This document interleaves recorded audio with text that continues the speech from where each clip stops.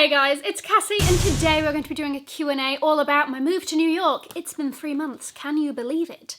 It's gone by very quickly, but also at the same time feels like I've been there for much longer than 3 months. I don't know how that happens, but I asked you guys to submit your questions on Instagram and I shall be going through some of them today. Guys, if you are new here, my name is Cassie and I'm a self-diagnosed luxury addict.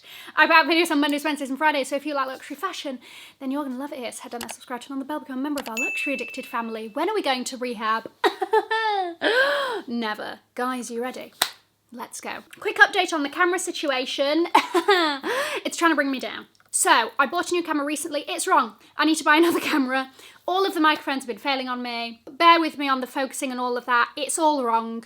I've got a couple of videos to film on this setup before I get the new camera. Please bear with me. Thank you. I hope it's not too painful. All right, let's go through some of the questions. Okay, starting it off with biggest surprises about living in America / cultural differences.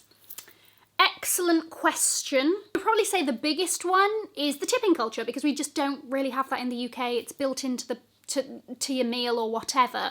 You don't really do that to the same extent as New York, which is, you know, a standard 20%. That's probably the biggest cultural difference. I'm trying to think of any other sort of way of life things that are vastly different from London, and I'm struggling. I think that they're really quite similar cities, which has made the transition from London to New York very, as easy actually as it could have gone.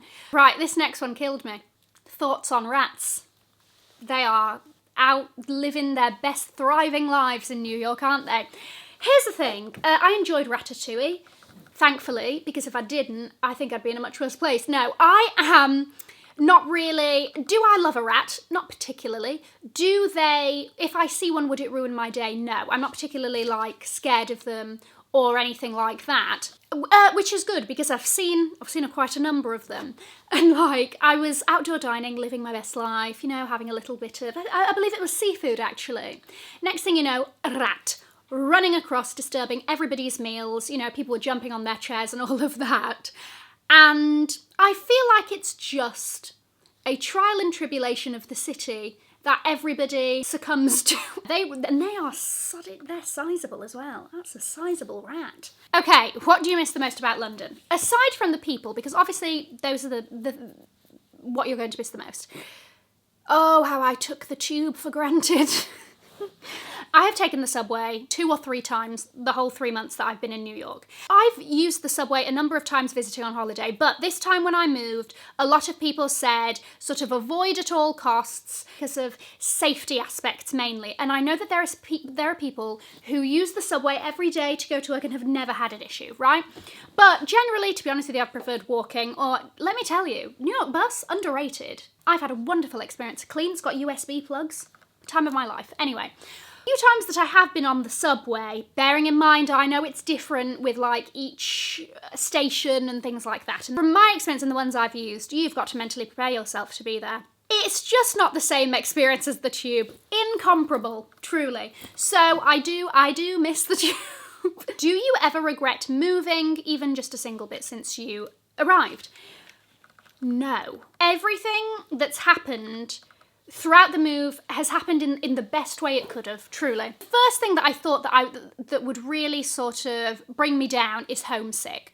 But I speak to my parents 7 times a day on FaceTime, which is what I used to do in London anyway. And it's not like I lived very close to my parents or saw them physically all the time. I really didn't. So it's actually not that different being in New York than it was being in London for the, missing my parents part, which has been good. I really don't have that homesickness that I thought was going to be the thing that oh, this is going to ruin it for me. And on top of that, in an odd way, I actually wasn't that happy in London for a long time. And I could never quite pinpoint whatever the reason as to why I never felt, 100% happy, or always felt like there was something missing or whatever.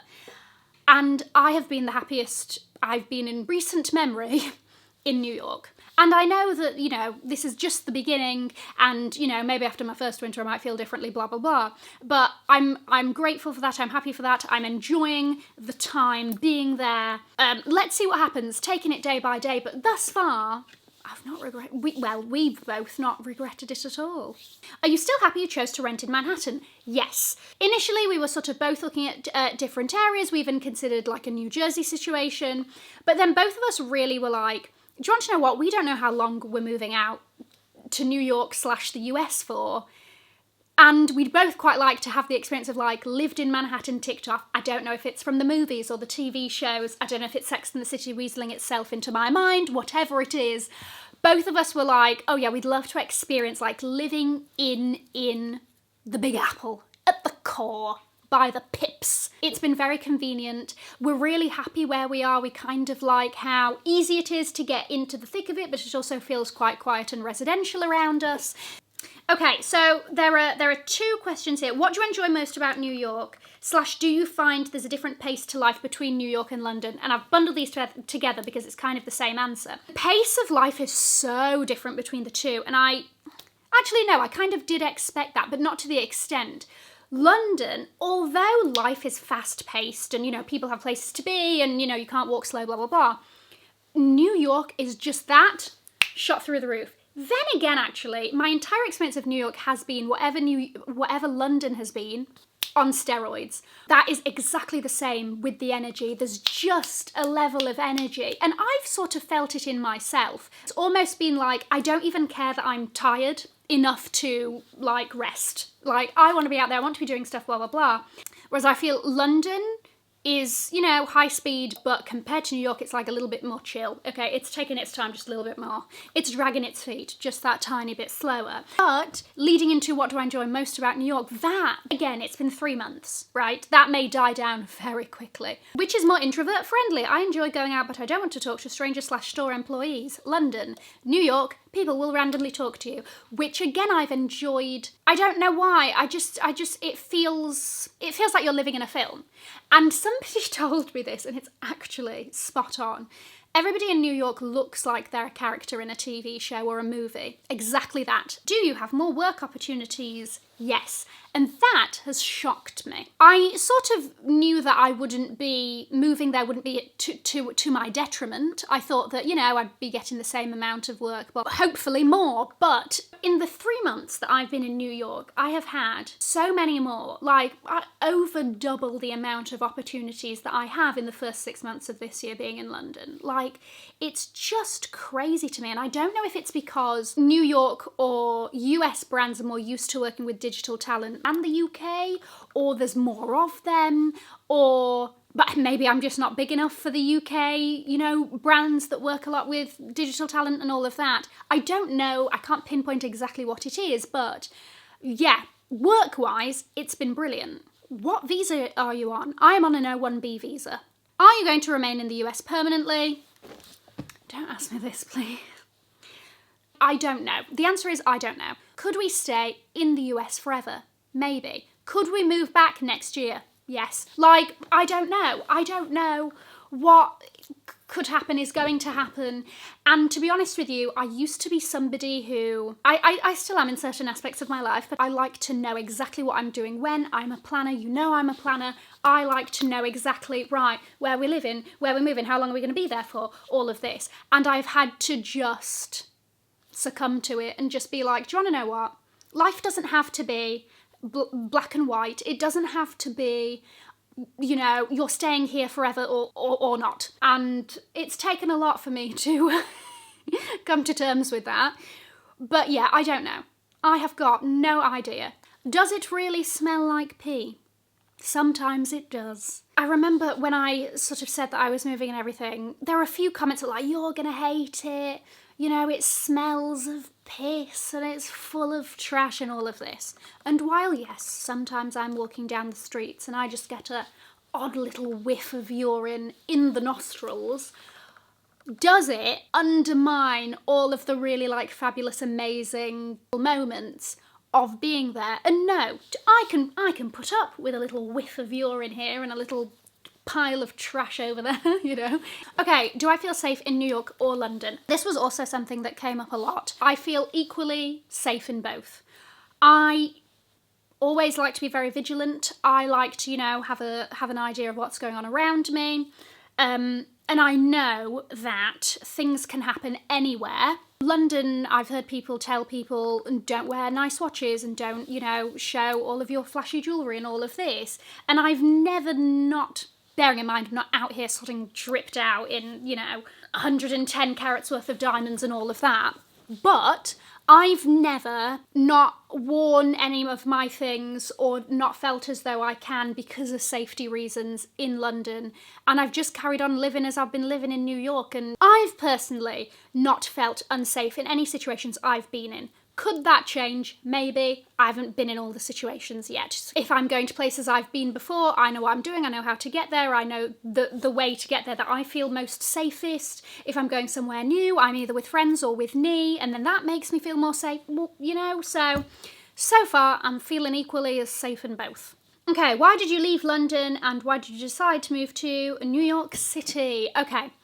Bit of a refresh for those of you that are new. Nee's company is expanding to the US. It was always going to be Nee that would do the US expansion. So when this kind of thing came up that was like, I think I need to move to the US, do US expansion, it was like, okay, let's both apply for work visas and let's see what happened separately. So we both separately applied for work visas. We both separately got approved.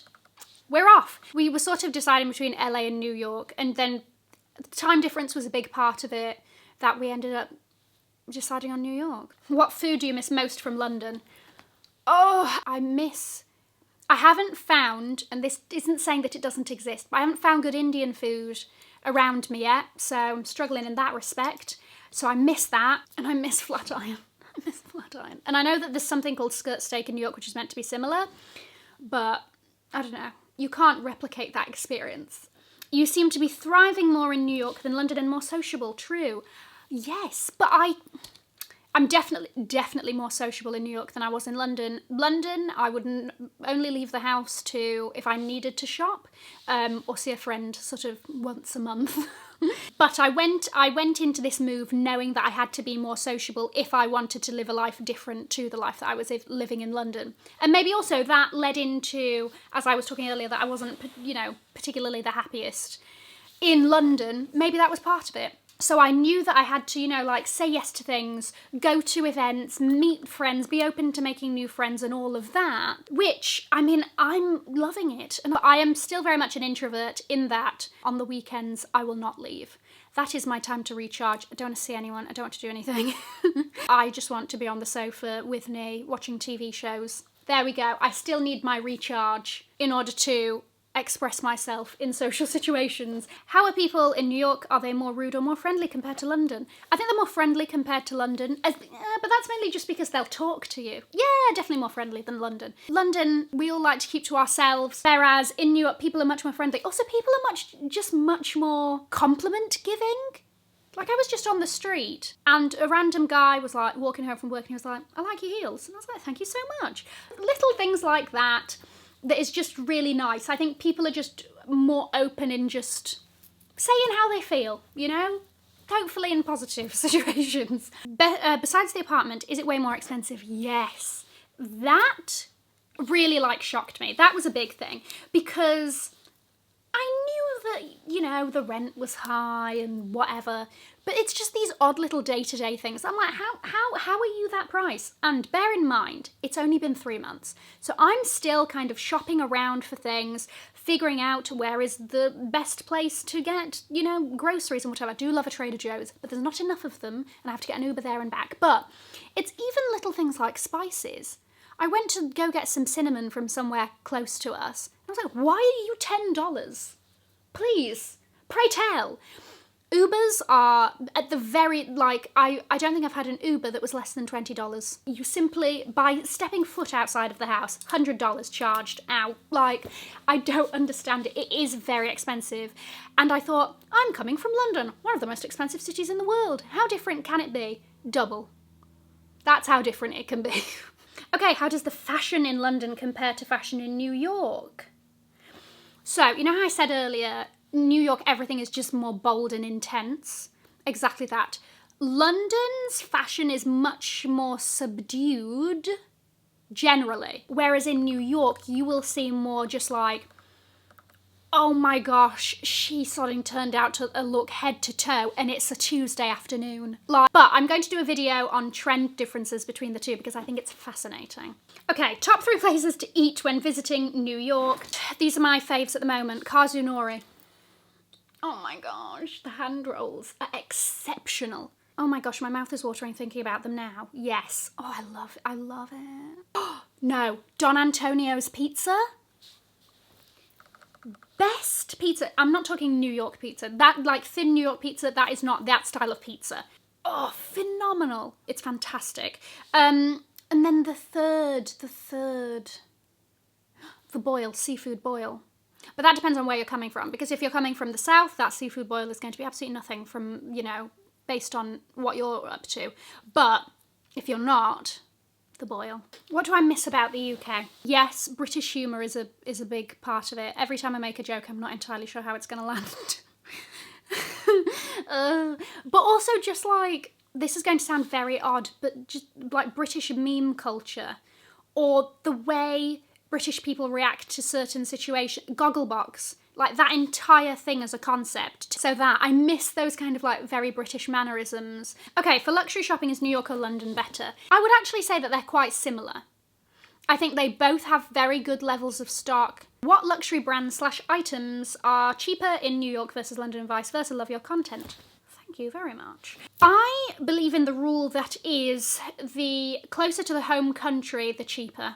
So, an Italian brand, the closer physically you are to Italy, the cheaper it is. So, US brands are always cheaper in the US. Okay, do I feel that my accent has faded a bit? Have I noticed that my accent has faded a bit, or picking up American words?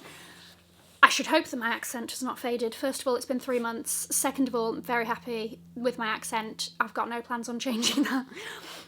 Picking up American words purely out of ease, right? I'm going food shopping. Have you got any courgettes? Blank stare. What is it? Zucchini. There we go. I change the words purely because I can't be bothered with a back and forth on this situation. And I refuse to. Flat, apartment, I'm still struggling a little bit. However, the one thing I will not do, when I ask for water and they're just staring at me, and I will simply repeat it over and over until we both understand exactly what I'm after. Don't make me do it in an American accent, please. Do you miss European bread? Because as a Swiss expat living in the US, I want to cry. I miss it so much. And another shock, another huge shock. Oh my gosh, all American bread is sweet. I can't be living like that. If you just want a standard white piece of toast, all of it has sugar in it. And, you know, unless you're buying your sourdough, or there was one particular very good loaf. But again, it's like a Tuscan loaf from Trader Joe's. And I have tried every brand under the sodding sun that I could find in the supermarket, and all of it tastes sweet. Has your relationship with Nee evolved since the move? Interesting question. I don't think so at all. I mean, we've been together 5 years now, almost 6. Nothing's changed. We're exactly how we were at home, I think. Yeah, and I'm sure he'd tell you the same. I'm out and about a bit more, which I think he's a little bit happy about, because he's like, I don't have to babysit you when I just want to do work and you're pestering me, which is fine. I don't know, maybe in a way that, like, we've been through this big sort of life change together, but nothing's changed sort of in our relationship day to day. What's your experience of healthcare over there? Okay, US healthcare, big thing.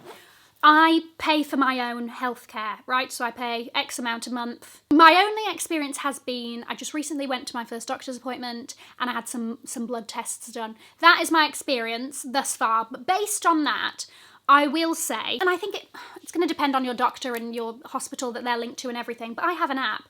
And the day that they did my blood test, that night, I started getting the results through, and it'll tell you, like, you know, this is the amount of calcium that you had, and this is what's going on there, and this is the average level, and that's where you are.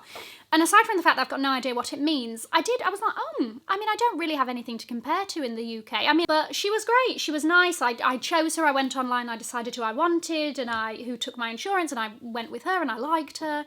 And yes, that's only been my experience thus far. I haven't, like, had any prescriptions or anything. But, I mean, for the money you pay, you would hope it was good. Was it difficult to find an apartment as a non-US citizen? Right. So, this is going to be helpful for people that are thinking of moving. especially from abroad. Your credit score doesn't follow you. You either have to have a guarantor, which is somebody, I don't know if they have to be a US citizen or living in the US state that you're looking to rent in, I'm not sure, who earns 80 times the rent monthly, or you can pay for a guarantor company, and I think they cost around 1 month's rent to use them, and they will act as your guarantor for it. Now, luckily, when I was looking at apartments, I ended up applying directly to buildings I liked the look of. I didn't go through Street Easy, I didn't go through a broker or anything like that. I just was like, hello, have you got any availabilities? This one we're looking to move, 2-bedroom, blah, blah, blah. And I just went direct. And luckily, with the building that we ended up with, they didn't ask for a guarantor or anything like that. I don't know why. I've heard a couple of British accents around in the hallways, so maybe they've just got lots of experience with it or whatever. But it is possible that some don't even ask you. Aside from that, I mean, you can do virtual viewings and everything, and all of that went down fine. Did you feel like an outsider when you moved to New York? No. And that's an amazing thing about there in particular. I've never sort of once felt like an outsider, really, and people are very... Case in point. I went to go and get my social security number, 2 days after we landed. And I got a lovely guy who was doing my form or whatever it is. And talking to him, oh my gosh, he was fantastic. He was like, what kind of food do you like? He was writing down food recommendations. I think people in New York, from my experience, have just been really open in sharing their favourite parts about the city. Does that make sense? They want you to explore, they want you to experience, they want to share their favourite places. And I think that then makes you feel more a part of it. Somebody else asked one good thing and one bad thing about New York. So, one bad thing, I've seen more people on drugs in New York than I've ever seen in my life. Oh my gosh, there was a girl when I went to get my nails who, she fell asleep as she was getting her nails done. She was like falling down outside and all of that. And, a lot of us who were also getting our nails done in the nail salon were a bit concerned for her. But I saw somebody like shooting up on the side of the street, which I've literally never seen before. But a really good thing about New York is that you simply cannot feel insecure walking the New York streets because everybody's seen some weird stuff. You could have used a public toilet and half your skirt is tucked into the back of your knickers and you could walk the streets and don't you dare feel embarrassed. Nobody will bat a sodding eyelid. A, nobody will bat an eyelid. B, nobody will probably remember you. And C, everybody's seen much worse. You might think, oh gosh, they're going to go home and say, guess what, I saw a girl walking whole skirt in knickers down the street, No. They're not even going to bother relaying that because they've seen much worse. And I don't know, maybe that's why everybody's so confident walking around, living their best lives. There you go. I hope that was helpful, or if you just wanted to be nosy, that you got your question answered. I am going to leave a link to another video here in case you haven't already seen it. Have an amazing morning, afternoon, or evening wherever you are. And in the words of my father... If you've enjoyed it, tell your friends. If you haven't, keep your mouth shut. I'll see you in my next video. Mwah. Bye, guys.